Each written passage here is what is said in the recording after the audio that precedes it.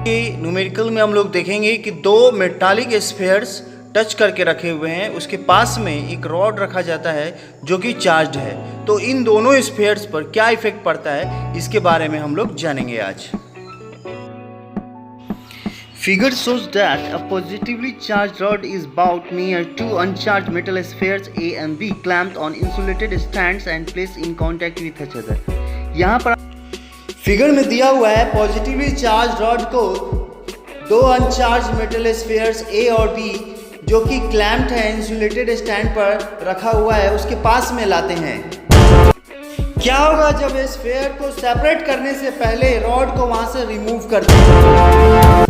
दूसरा क्वेश्चन ये होता है कि जो इंड्यूस चार्ज है वो क्या इक्वल होगा मैग्नीट्यूड में अगर स्फीयर्स डिफरेंट साइज के हैं, डिफरेंट कंडक्टर्स के हैं।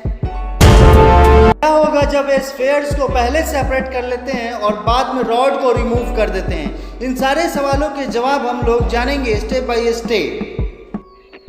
देखिए इस क्वेश्चन में दिया हुआ है कि रॉड को रिमूव किया गया है स्फीयर को सेपरेट करने से पहले। तो इसमें क्या होगा कि जो पॉजिटिवली चार्ज रॉड है वो अपने तरफ इलेक्ट्रॉन्स को अट्रैक्ट करना शुरू, इस तरह से ए पर टोटल इलेक्ट्रॉन्स आ जाएंगे, बी के भी इलेक्ट्रॉन्स ए पर आ जाएंगे और बी में केवल आपको पॉजिटिव चार्ज बच जाएगा। तो इस तरह से हम देखते हैं कि ए पर टोटल इलेक्ट्रॉन आ गए और बी पर टोटल पॉजिटिव चार्ज आ गए।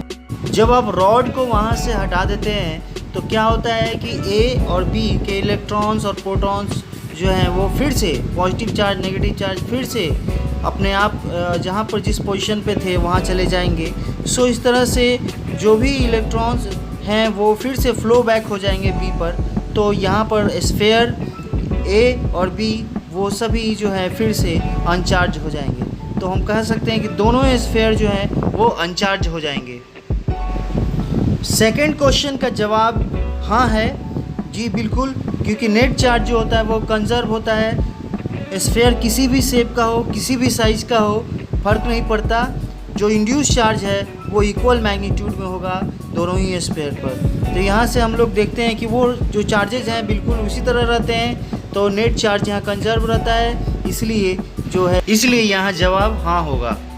थर्ड क्वेश्चन में कहता है कि अगर स्फीयर को हम लोग पहले हटा लेते हैं और रॉड को बाद में हटाते हैं तो क्या होगा। तो इसको जानते हैं हम लोग। यहाँ हमारे पास दो स्फीयर हैं और दोनों ही टच हैं। वहाँ पर रॉड लाए हैं, रॉड लाने से वहाँ पर क्या हो जाता है कि स्फीयर ए में लेफ़्ट साइड में नेगेटिव चार्ज आ जाता है और स्फीयर बी में राइट साइड में पॉजिटिव चार्ज आ जाता है। अब नेक्स्ट फिगर में हम लोग देखेंगे कि वहाँ पर जैसे ही स्फीयर को अलग करते हैं तो स्फीयर के लेफ़्ट साइड में नेगेटिव चार्ज आ गया और स्फीयर बी में राइट साइड में पॉजिटिव चार्ज आ चुका है।